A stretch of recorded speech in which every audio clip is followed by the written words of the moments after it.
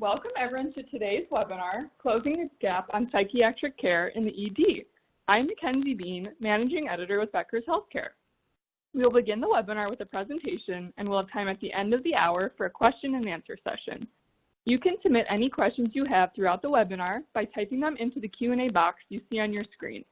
We look forward to hearing your questions. This session is being recorded and will be available after the event. You can use the same link you used to log into today's webinar to access the recording. On today's webinar, we're joined by Dr. Seth Thomas from Vituity, who will share an innovative approach to behavioral healthcare delivery, training, and education designed by Vituity physicians and recently leveraged at several AMITA hospitals in Illinois. Dr. Thomas and physician leaders from 2 AMITA locations will describe the benefits of this model, how it integrates within the emergency department, and its positive impacts on hospital ROI and patient and provider satisfaction. At this time, I'll turn the floor over to Dr. Thomas to begin today's presentation. Hi, Mackenzie. Thank you so very much for the warm introduction. I'm really excited to be here today to share with you some of the work that we have been doing in the Chicagoland area. And I hope that for all of you in the audience that this really hits close to home, and I hope that I can provide you some hope in terms of tackling this really difficult problem that we're all dealing with. So without any further ado, let's get on to what we're going to talk about today. So in today's discussion, we're really going to frame the conversation around what this problem is that we are all struggling with. If you have an emergency department or you work there, you deal with this every single day. So what that challenge is that our behavioral health patients deal with and how the healthcare clinical team, providers, staff, all struggle with this in our emergency departments. I'm also going to define for you this clinical gap, the concept of a clinical gap that I believe that we play a role in creating because we provide undifferentiated emergency care in the emergency department for these patients specifically. Then I'm going to give you some hope. I'm going to talk to you about what kind of a solution we can bring to the table and what we've been able to innovate on in terms of helping you close this clinical gap that I will have defined. We're also going to examine a couple of success stories from 2 of our sites in the AMITA hospital system in Chicago. I think you're really going to enjoy some of the data they've got to share with you. And then like Mackenzie alluded to, we're going to have a question and answer session at the end. So let's kick it off. I am going to introduce myself. I'm Dr. Seth Thomas. I am actually an emergency physician by background and training, and I still practice clinically in California. And I work at Mercy San Juan Medical Center in the Sacramento region.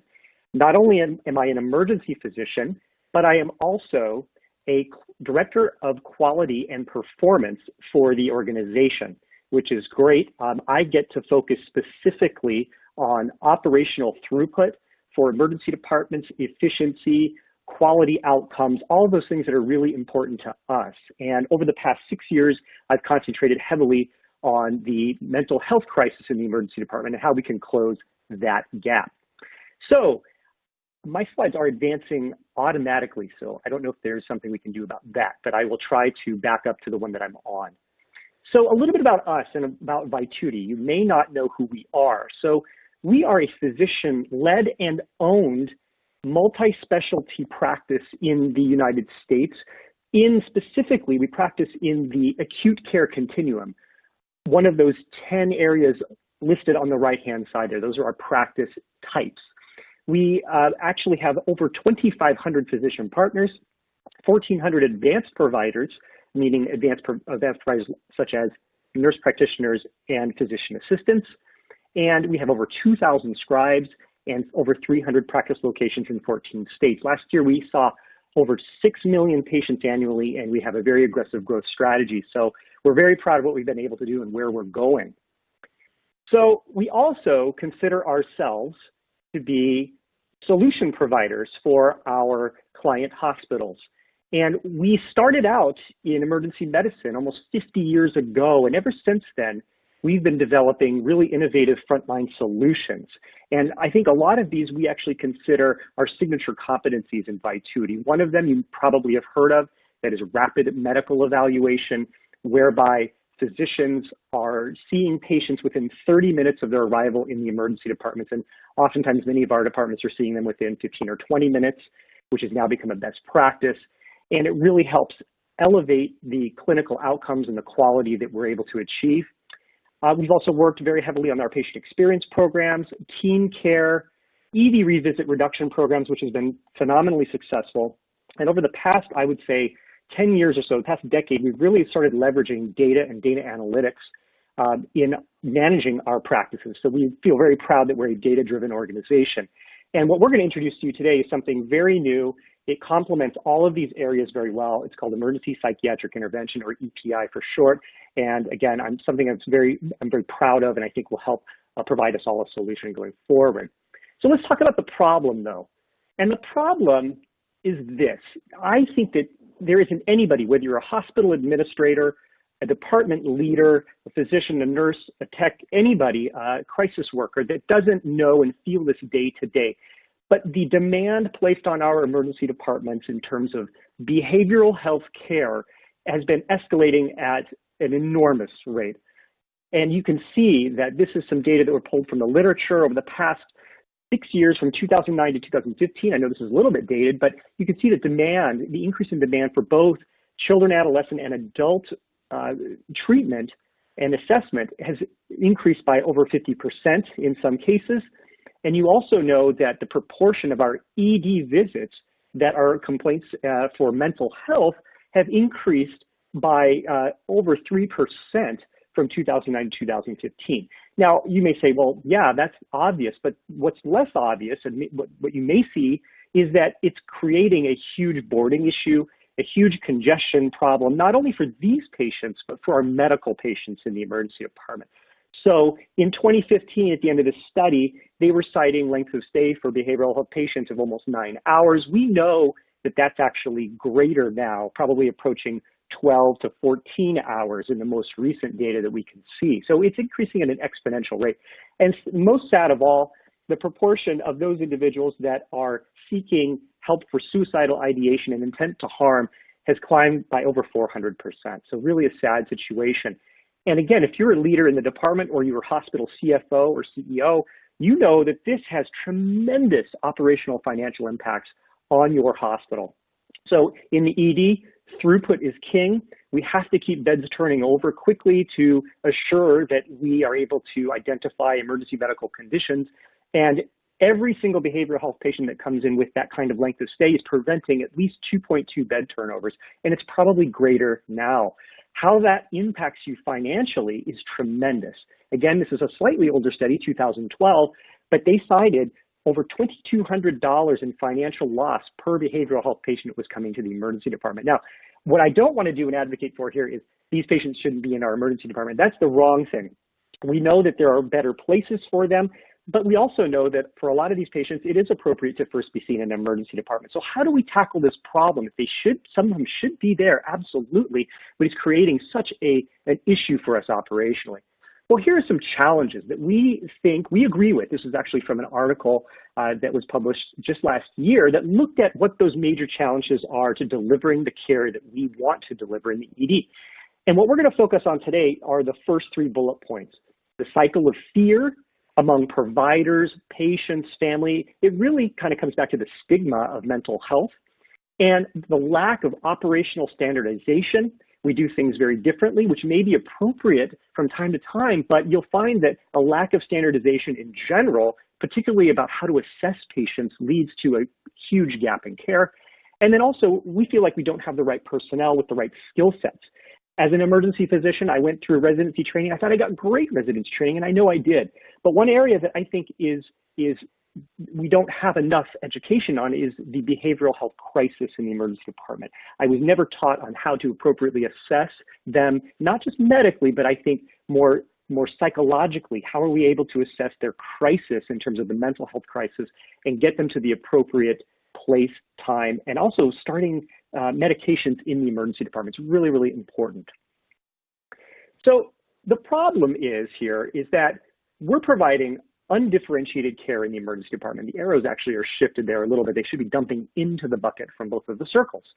But the problem is, like I am alluding to, is unlike a medical patient, where, say, if you have chest pain and you come to the emergency department and you say, I'm having chest pain, the first thing I'm going to do is ask you, well, when did it start? What does it feel like? Have you had this before? Do you have a history or a family history of heart disease? I'm going to get an EKG. I'm probably going to get an X-ray, maybe even some labs. But that all depends on my risk assessment of this patient. So you may be very young and have low risk and have a normal EKG. I'm not going to do all those things. I'm not going to call a cardiologist for every single chest pain that enters the emergency department. And what we do, unfortunately, with the mental health population is we dump them all into the same bucket. Oh, I'm having anxiety, I'm hearing voices, I'm thinking about harming myself, or I can't get this medication filled and I need to see a psychiatrist. We dump them all into the psychiatric bucket, which is doing this patient population and ourselves actually tremendous disservice. Not only are we hurting ourselves and the patient in that process, we are putting a tremendous burden on the hospital system as well. So that undifferentiated care, dumping them all into the psychiatric bucket, is causing this gap. I see the problem as being an issue somewhere between when we first see the patient on the left, when we perform our rapid medical evaluation, which a lot of emergency departments do these days, to the time they get dispositioned, there's a gap in care. So I see the patient, I do this undifferentiated care, I dump them in a psychiatric bucket, and then I wait for somebody else to tell me what to do. I don't initiate medications, I probably don't reevaluate them. I probably just order a standard screening laboratory panel for medical clearance, and then I just wait for somebody. It's maybe a psychiatrist, a telepsychiatrist, a social worker, a case manager, somebody to help me disposition that patient. Rather than taking responsibility ourselves, we're shifting that responsibility entirely to somebody else, and that's creating a gap. So how can we impact this? Well, I think the future state is really about differentiated care, just like I alluded to with that chest pain patient. Not everybody comes into the hospital and sees a cardiologist or gets a stress test or an angiogram. We know early up front, wait a second, this patient is low risk. Wait, this patient is moderate risk. This patient's high risk. And depending on our initial assessment, that drives downstream interventions. Now, if they're high risk, of course, those patients almost always will end up in an inpatient unit. The low risk patients, we should assume full care of. There's really no reason to necessarily involve the entire downstream process or our consultants unless there's a particular question we can't answer. The moderate risk patients are the ones that we really need some help with. So how do we identify those patients early on? How do we assume greater care and allow our physicians, nurse practitioners, PAs, everybody, the nurses taking care of these patients to feel like we can assume more care of the patients? So that's what it's about. So you may be thinking, well, how do we even get there? That sounds great, Dr. Thomas.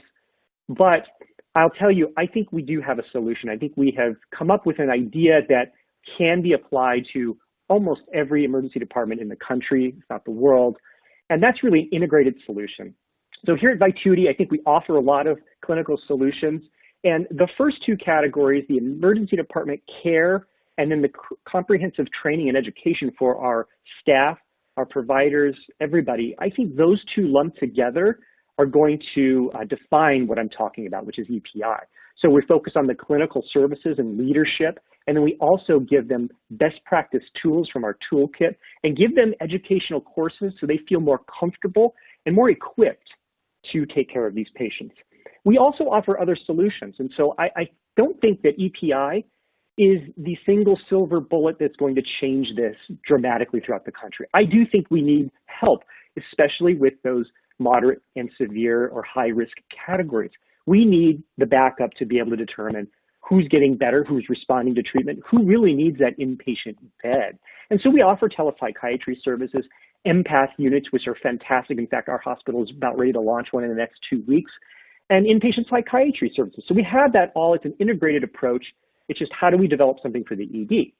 Well, that's where EPI comes in.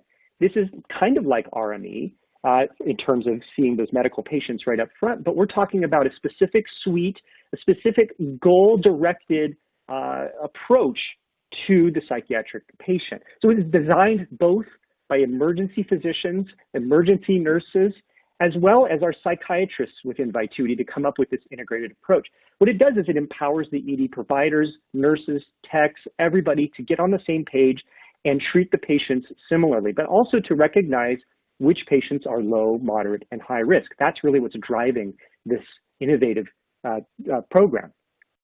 So it really goes back to training the providers. I think it really has to be provider-led, and I don't believe that we can do this without the providers. So if you have an ED where providers are not engaged, then that's going to be difficult. I think it's going to be really difficult to implement something like EPI. It has to be led by the physicians. It has to be led by the providers.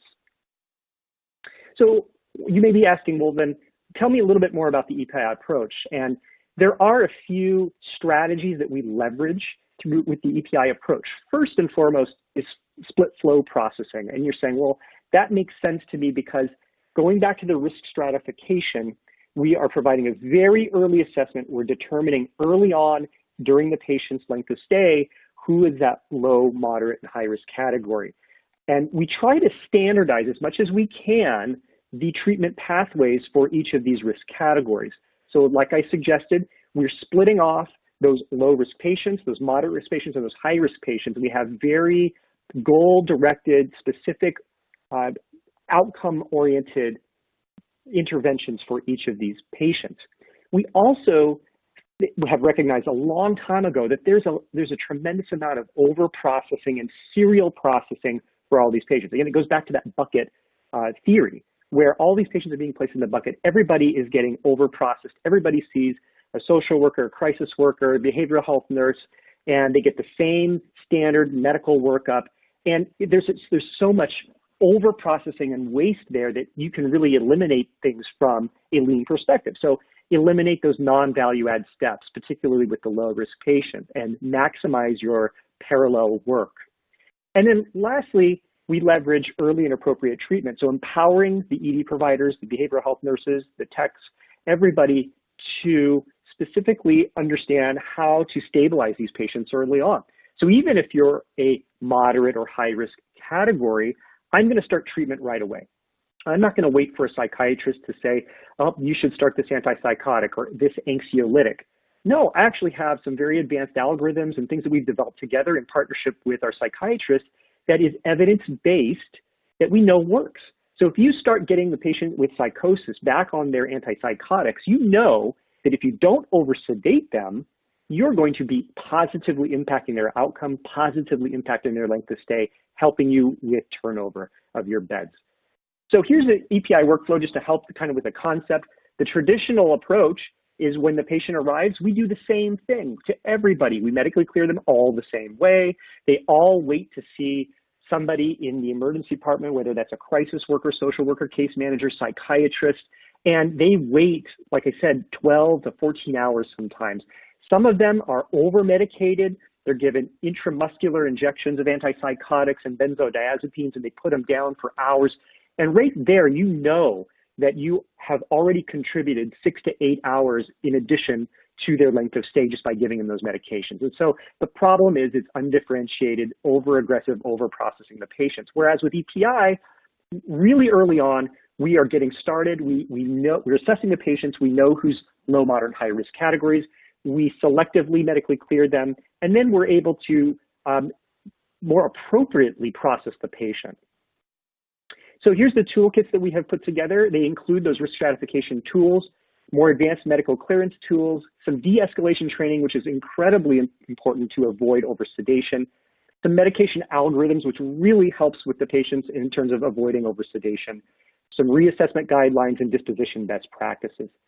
So I want to jump to some of the case studies and talk a little bit about what's happening at AMITA, and then I'm going to turn it over to our guests. So AMITA Health is in the Midwest, in the Illinois region, and it's an award-winning health system. They care for over 6 million patients in and around the Chicago area. It was formed in 2015 as a joint operating company by Adventist Midwest Health, Alexian Brothers, as well as Presence Health. And ever since 2016, Vituity has been working with AMITA Health to partner in the emergency departments, and we've established some really incredible outcomes, in particular around the leadership teams at the practice locations. The staffing is fantastic. The throughput is really becoming world-class, and we've reduced our left without being seen rates to less than 1% of patient arrivals, which is really amazing. And we are now starting to partner around behavioral health, and I really think we've been fortunate to team up with such a progressive organization when it comes to delivering the highest quality care for our behavioral health patients. Some of the things you'll be hearing in the next few minutes when you listen to our guests are things called the BARS scale, the Behavioral Activity Rating Scale, which is a validated tool to help assess agitation. So we really feel that that should help us drive the standardization as well as which medications we're using in the emergency department. Also, something that we developed internally at Vituity, which we're really especially proud of, is the risk stratification matrix. And it's much larger than this. This is just a mock-up of it, but it really helps the providers and nurses and the rest of the team understand with a particular diagnosis and a presenting complaint, how to quickly risk stratify these patients using proven tools and evidence-based tools that have been very successful. So these are a couple things you'll hear about over the next few minutes. So without any further ado, I do want to turn it over to our presenters. So I'm going to turn it over to our esteemed Dr. John Martini and Dr. Dylan Barron. I think Dr. Martini is going to go first, and he is a Quality Assistant Medical Director at AMITA St. in Chicago, a really bright guy, and I can't wait to get him to talk to you about what he's going to talk about today. And then Dylan Barron, Dr. Dylan Barron, who's one of our administrative fellows that just graduated our fellowship. He's our physician champion at AMITA St. Francis in Chicago, and has done just a phenomenal job of implementing these strategies. So, John, I'm going to turn it over to you. Welcome, sir. Thank you, Seth, for that great introduction and for the introduction to our seminar. Again, my name is John Martini. I am the Quality Assistant Medical Director at AMITA St. Joseph's Hospital in Chicago. I am also trained as an emergency physician and practice as such at this site. We are a small community hospital located in the Lincoln Park neighborhood of Chicago, just north of downtown. We see approximately 20,000 patients in our emergency department a year. We have a smaller department. We have 20 to 25 care places available to take care of patients in the emergency department. And we do have an inpatient behavioral health unit that we are able to admit our behavioral health patients to. This unit also accepts patients from throughout the Chicagoland area as direct transfers, which will become important a little bit later in my talk. Before EPI and just general statistics about our emergency department, we see on average about 100 behavioral health patients every month. And the average discharge length of stay for all behavioral health patients in our emergency department averaged about 4 hours. We admit approximately 60 to 70% of all the behavioral health patients that we see in the emergency department as well. One of the problems that we ran into before we started EPI was that our long-term behavioral health manager had resigned or retired and was replaced with an interim manager. And we're currently in the process of getting a new manager, a permanent manager assigned to our hospital. There was also some turnover in the staff in the behavioral health unit. And so we were finding it difficult to partner with them because their resources and their attention was elsewhere. With this in mind, we decided to choose initiatives that focused entirely within the emergency department and didn't rely on any additional resources from the behavioral health unit at our hospital. We wanted to choose initiatives that we would be able to focus and lead ourselves in the emergency department and that did not require any additional resources either from the behavioral health unit or from the emergency department itself.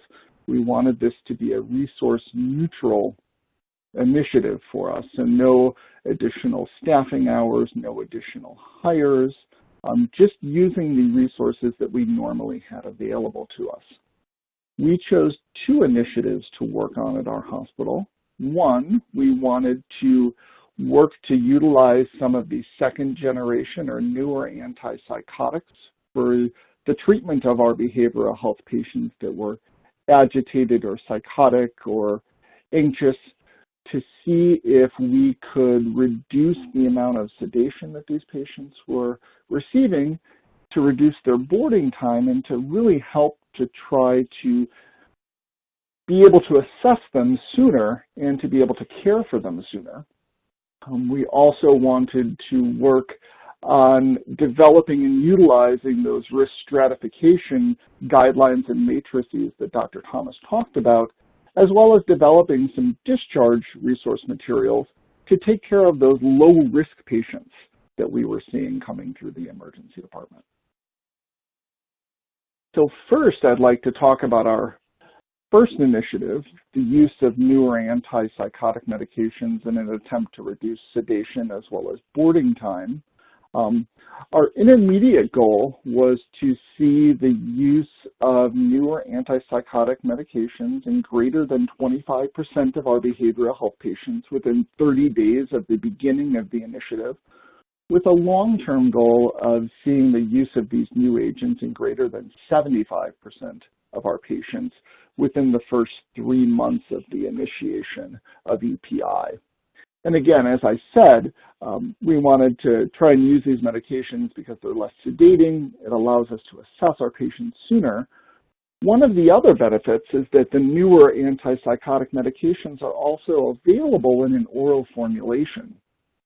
And we thought that it might be easier for patients to be able to take these medications as a pill versus as an injection, and it may lead to a better experience for them as well. In order to drive this initiative, I partnered with 2 nurses from our emergency department and had them be nurse champions for us in terms of pushing out this initiative and the information to the rest of the nursing staff. I did some basic education with these nurse champions in terms of talking about why the initiative was important, teaching them about these new medications, and then they took that information and went to the nurses in the department and disseminated that information throughout the department on their own. They even went so far as to look up some articles that I had given them references for, read them, did their best to present those articles as well to the nursing staff in order to educate everyone and to get buy-in from everyone. Looking at the data, you can see that we had significant success. Prior to EPI, only 15% of our patients were receiving the newer generation antipsychotics, whereas 85% of our patients were receiving that first generation antipsychotic, haloperidol, which is typically given as an intramuscular injection.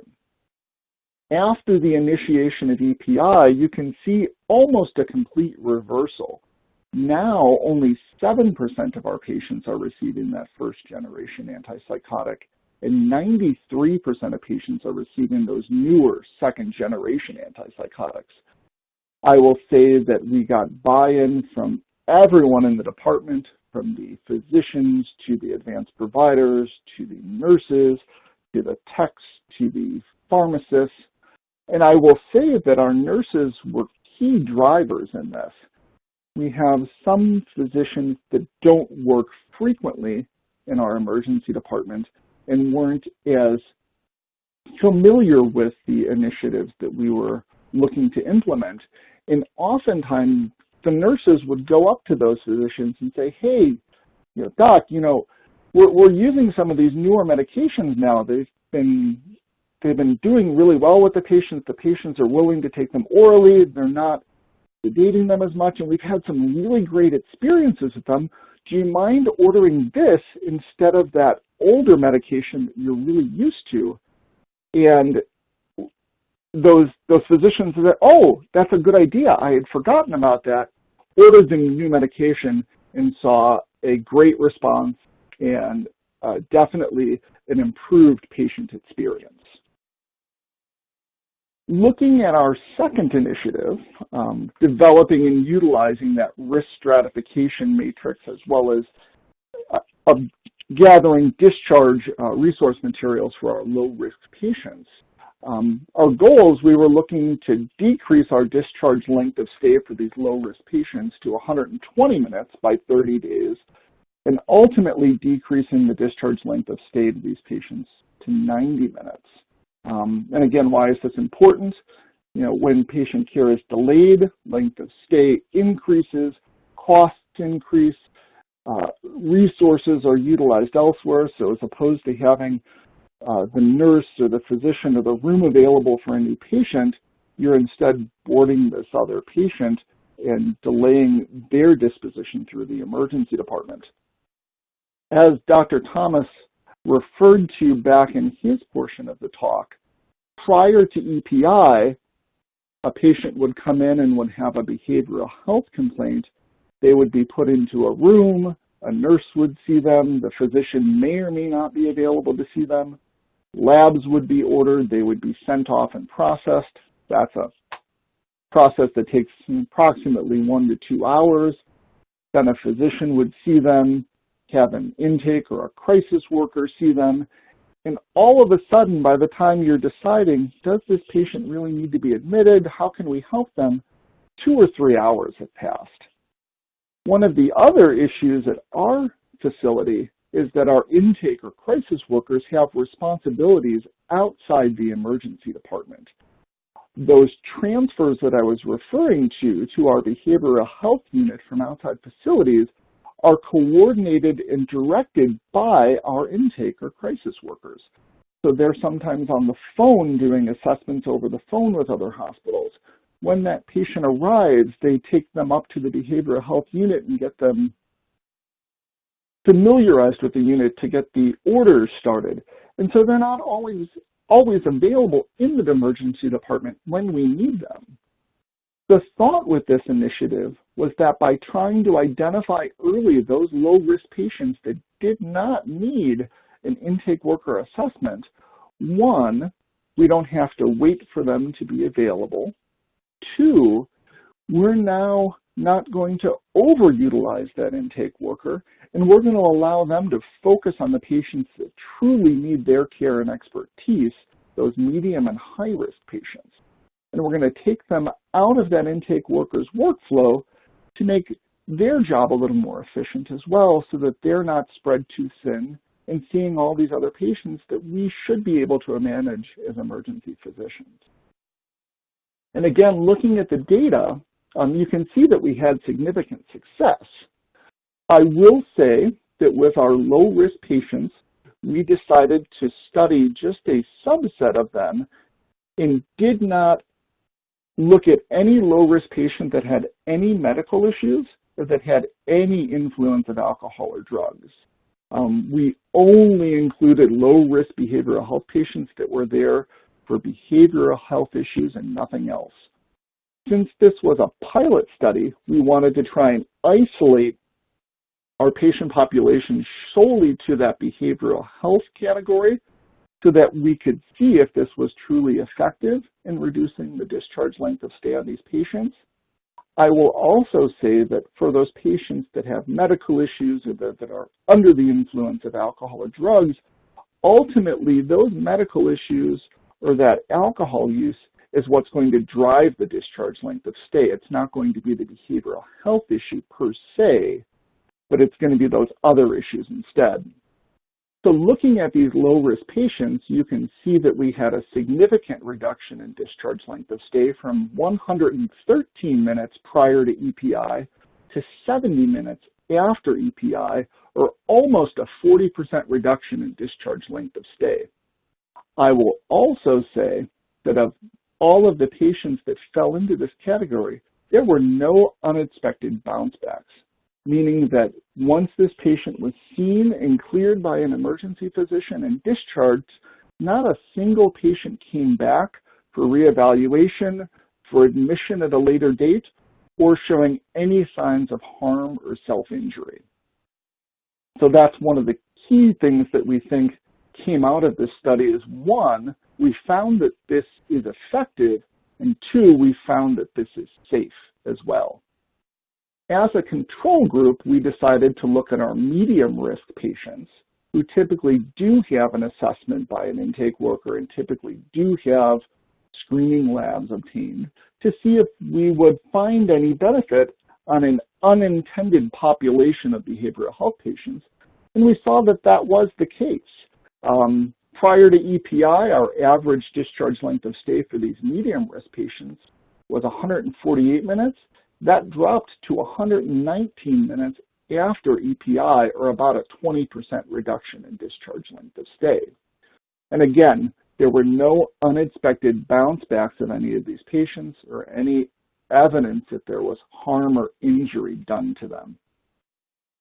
So as you can see, at a small community hospital with no additional resources devoted to these initiatives, we were able to see significant success, meeting our goals, and ultimately providing better care to our behavioral health patients. With that, I would like to turn over the presentation to Dr. Dylan Barron from AMITA St. Francis Hospital.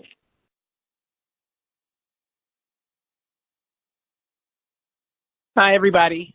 Thank you so much for that introduction. Like everyone was just saying, my name is Dylan Barron. I'm an MD working at AMITA St. Francis, which is on the north side of Chicago, kind of in a neighborhood called Evanston. We are a medium-sized emergency room consisting of about 36,000 patients annually, or 100 patients per day. We have about 26 beds and 15 to 20 chairs, depending on our need on any given day. Unlike St. Joe's, we are not fortunate enough to have an inpatient psychiatric unit. So every patient that we see that we decide needs to be admitted has to unfortunately get transferred.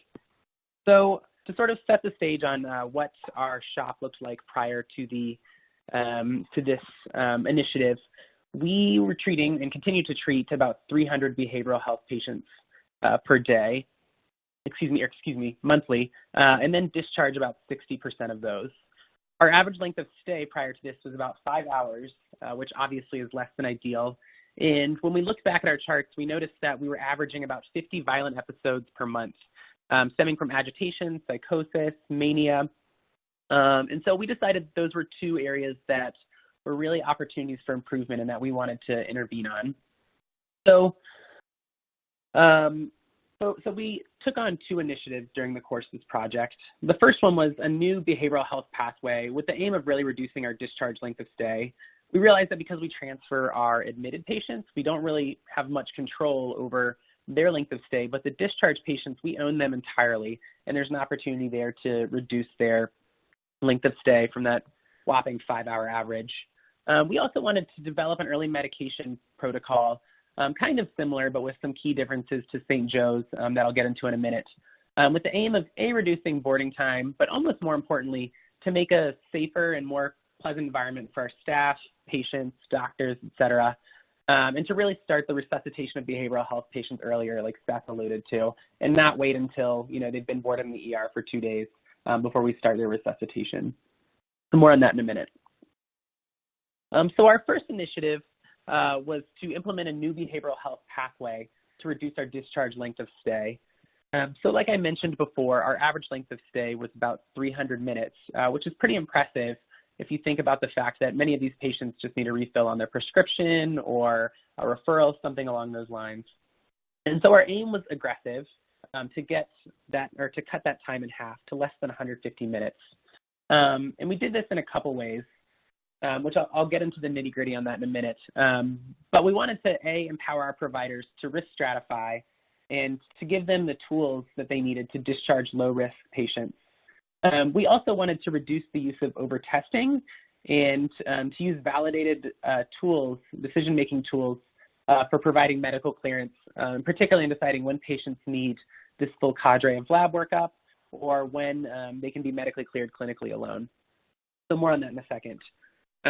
But with our ultimate aim was to improve patient satisfaction by improving their turnaround times and ultimately allow us to have greater throughput. And then also to lower the cost of care without compromising quality on these patients. So before EPI, like I mentioned, or like Seth mentioned rather, patients would arrive in the emergency room, and then labs were obtained on every single patient, regardless of their need or complexity. So a patient who just needed a refill on their medications, for instance, or who just needed a referral, no matter what, they got this full spectrum of lab workup. It was typically ordered by the nursing staff right when they encountered the patient. And I would say the vast majority of the time, the providers would wait, the docs or providers would wait for all the blood work to come back before really even evaluating the patient.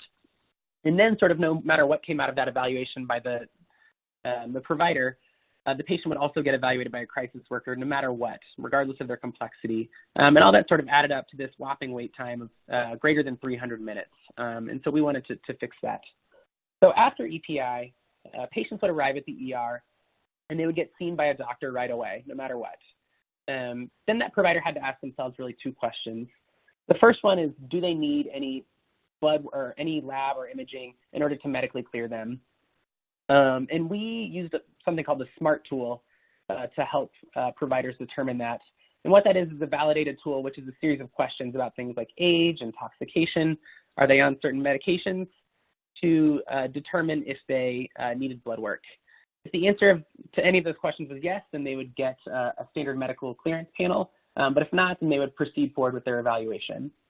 The next question that the provider had to ask themselves is this patient low risk? Is this somebody who I need an additional evaluation from a psychiatrist or a behavioral health worker, or can I disposition them on my own? So patients who perhaps are feeling down and are asking for a referral to a therapist or a psychiatrist, but they don't have any high-risk features for completed suicidality, they would be discharged on their own. And we would provide our providers with validated tools to help them determine that and to help back up their medical decision-making, tools like the Columbia Suicide Severity Index. Anybody who was moderate or high risk would then go on to get a crisis or telepsychiatry evaluation. In the end output of that was that we saw some really awesome improvements in our turnaround times and our throughput times, which I'd like to share with you all now, since I know everybody here loves data, and that's what everybody is excited to see here. So this is our average discharge length of stay over time. This first graph here includes any patient who is intoxicated or under the influence of some sort of substance, since frequently many of our behavioral health patients present under the influence. And you can see that our mean discharge time, or discharge length of stay, dropped from about 400 minutes on average to about 300 minutes. And then our median time showed similar trends.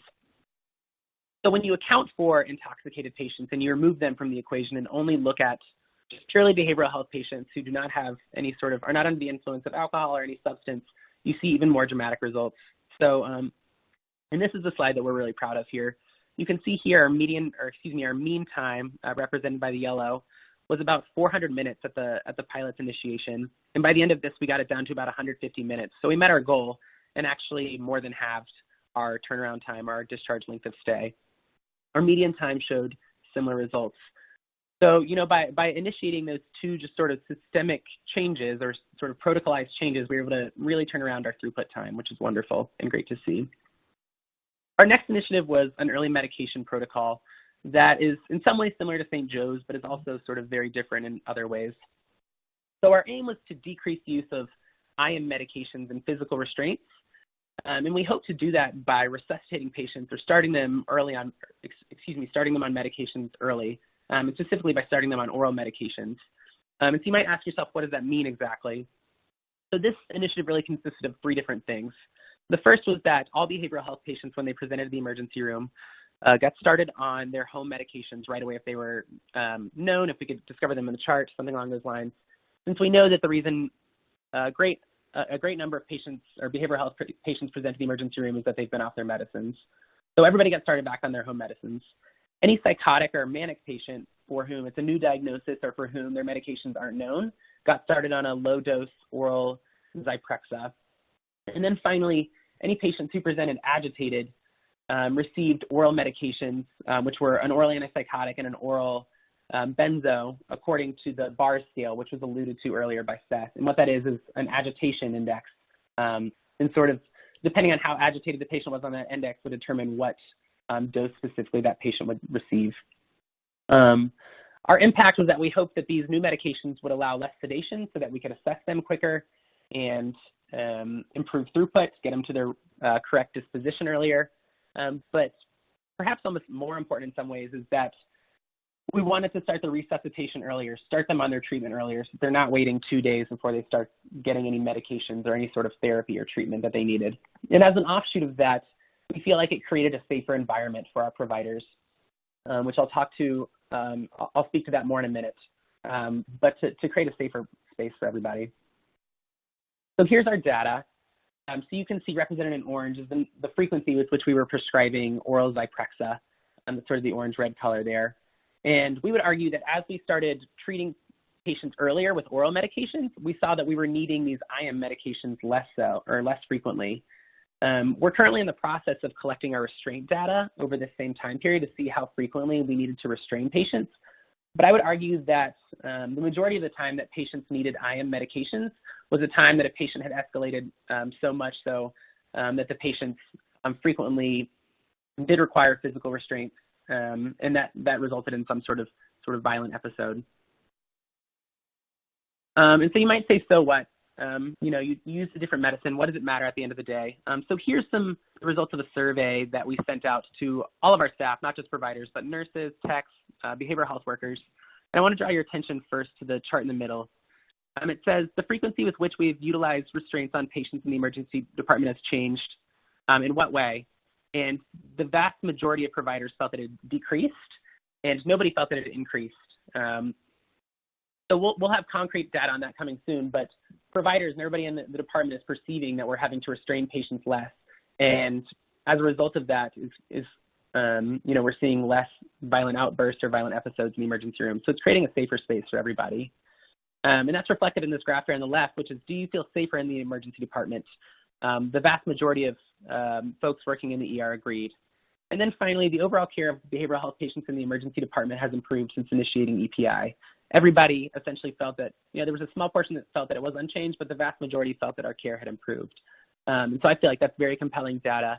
I feel like we've enhanced or augmented the ability of our providers and our staff to care for patients. And so with that, I will pass things back over to Seth. But thank you all so much for having me. I really appreciate this. Great, Dylan. Thank you so much for a really outstanding presentation. And I want to thank John also. Both of you, I think, have exemplified what it is to be a leader in our organizations and with partnering with AMITA. And I have to say, though, that you guys didn't do it alone. Of course, there was a team behind all of you, including your nursing directors, medical directors, and champions at the site. It really took a team to do this. And so I'm really proud of you and what you have done at your site. So thank you for sharing. And I'll just end with saying a few things, summary statements before we move on to some Q&A. And that is, when we came up with this idea and this concept, really we didn't know what to expect. I think we had an idea that it would improve outcomes. We had an idea that we would probably be able to move the needle a little bit on throughput, but we didn't anticipate that we would have this big of an impact. And we are now convinced that there is something to this, and we are aggressively rolling this out at many other Vituity contracts at this point in time. So the hospital systems that we staff. I want to share this with you because not only did we do this at 2 sites, but we did it at 4 sites within the Chicago AMITA system, and we saw a tremendous decline in the length of stay for our discharge patients. So overall, 43-minute reduction in our discharge length of stay. And this actually came directly from the AMITA dashboard. So this wasn't even site-specific data or Vituity's data. So for me, this is really meaningful, very powerful, and I think tells us that we are really doing the right thing for the patients, for our providers, our staff, and our client hospitals. So I'm very, very happy about that. So I think to summarize it, I think we're achieving the objectives that we laid out. We're seeing a reduced length of stay, and even with very similar volumes, we really haven't seen a decline in volumes throughout the summer at all. And I think that we now know that we're impacting quality and the experience, not only for our patients, but for all of the staff that are working in the ED. So thank you, Dylan, for sharing the survey results too. We wanted to know how that was impacting their experience in ED, and it sounds like they're really feeling like this is making a difference. We know that there's improved safety, a reduced use of restraints, and then of course, we are reserving the precious resources that we have in our ED for the patients that really absolutely need it. So we're improving the utilization of those resources. And in particular, I think it's helping not only our behavioral health patients, but it is helping our medical patients as well. So congratulations, we're really excited. So, well, I hope this has been helpful to you to recognize what we can do when we put everything together into an integrated approach, and that we partner with our hospitals, our EDs, our providers, our leaders around this EPI approach. So I think that there's only great things to come. I hope that we can push this out to all emergency departments in the future, and that's really where we'd like to go with this and make it available to everybody. But in the meantime, we know we're doing the right thing for our behavioral health patients and closing that clinical gap that's there. And so for our hospital systems, we're going to be improving the clinical quality, the profitability, and the satisfaction. For our EDs, like I said, you know that throughput is key and king, and we are going to give you some of those beds back. We're going to give you some of that time back. And of course, the dollars for your CFO is always very important too. And for the providers, it's really about enabling you and making you all feel very comfortable caring for these patients. So I thank you all for your attention. Thank you for joining us today, and I look forward to having very meaningful conversations in the future with all of you. Thank you very, very much. So to visit us, you can visit vituity.com, or you can email us specifically at solutions@vituity.com, and we're happy to engage with you. Great. Well, thank you so much, Dr. Thomas, Dr. Martini, and Dr. Barron, for such an insightful presentation. We'll now begin today's question and answer session. Please submit any questions you have by typing them into the Q&A box you see on your dashboard. We will try to get through as many questions as we have time for. And the first question is from an audience member who asks, what percentage of ED patients present with the type of psych issues that you have referenced? And then also, can you repeat the average financial loss per patient? Yeah, so and Dr. what we're Thomas, seeing is approximately. Yeah, I'll take that one. So what we're seeing is approximately 12%, anywhere from about 10 to 12% of emergency department population would qualify for the EPI approach. But you have to recognize that there is a certain percentage of those that will be low, moderate, and high risk. But I think every single patient that enters the emergency department, if you apply EPI to them, will benefit. So anywhere from probably 10 to 12% are the most current numbers that we're seeing. But of course, every emergency department is a little bit different in terms of the percentage of population. And the financial loss per behavioral health patient that was cited in the earlier study was just a little bit over $2,200 per patient, so $2,200. And that's real money when you start adding it up. Absolutely. Thank you for clarifying that. Let me stay with you for this next question. Does the RTE catch dementia versus mental health?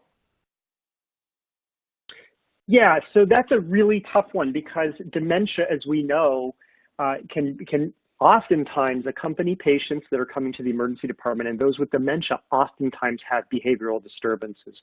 So we do have a specific section that we have written in our toolkit that addresses that and how to treat dementia. But in terms of making the diagnosis, that's always a really, really hard one.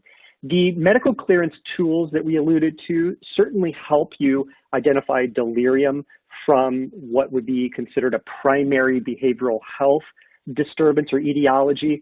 The dementia question is very difficult, and oftentimes we're recommending that if we don't know if this is dementia with a behavioral disturbance versus a primary behavioral health or mental health issue, or versus delirium, you probably ought to get other expertise and consultants involved. So if it's somebody that comes in with acute mental status changes, they are older or have a history of dementia, those are very complicated patients. And I usually recommend having some sort of psychiatry consultation or neurology consultation to help identify that. But it can be a very tricky population. We do have tools and best practices in our toolkit that help address the treatment of individuals with dementia and behavioral disturbance.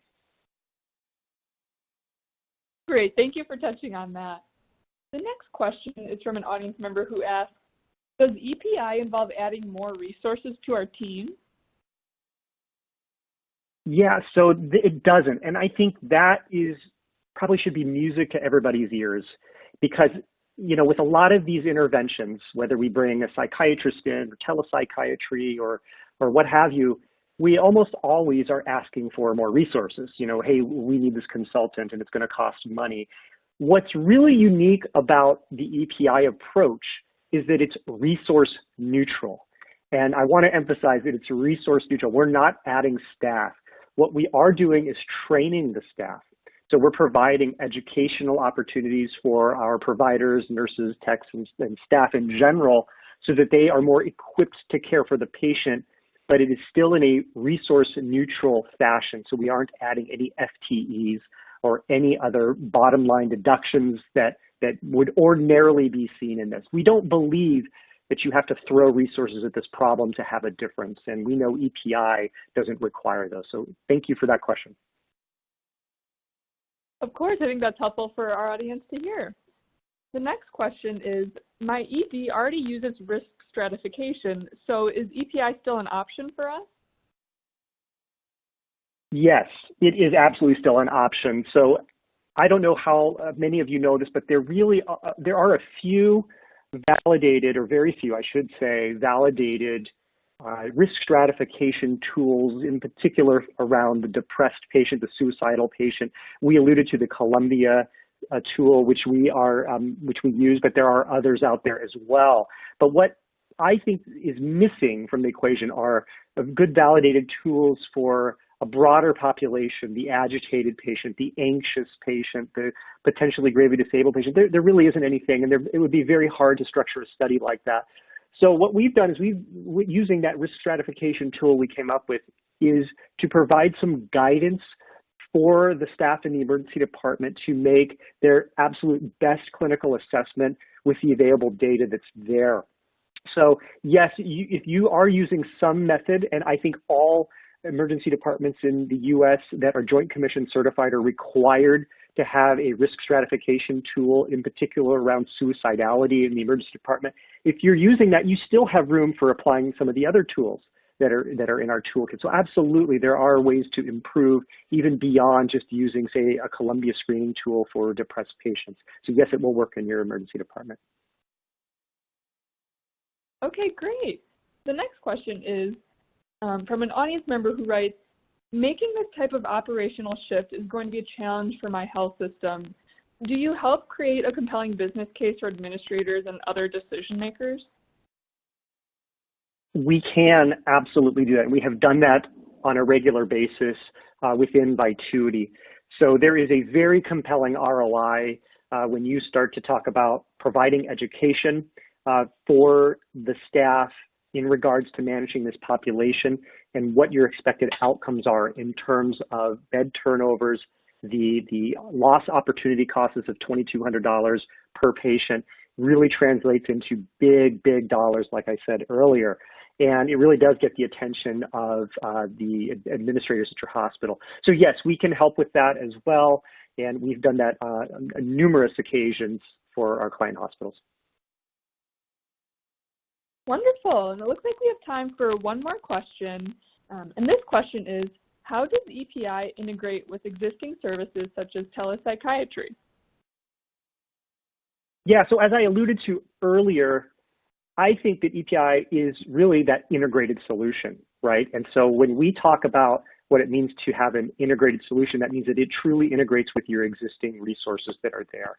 So if you have an in-person psychiatrist or a telepsychiatrist or a crisis worker or whatever, this program, EPI, really just supplements all of that. And in my opinion, when you listen to John, when John Martini was talking, it was very clear that by offloading some of those low-risk patients off of, say, the crisis worker, which more often is a social worker or case manager, they're able to turn their attention to the moderate and high-risk categories and really help leverage their skills and abilities there. So really, the group of individuals were very happy that we had EPI there because it allowed them to do the work that they needed to do to change those outcomes rather than dealing with the low-risk population that we should be very well equipped to do. So it's really the ideal circumstance.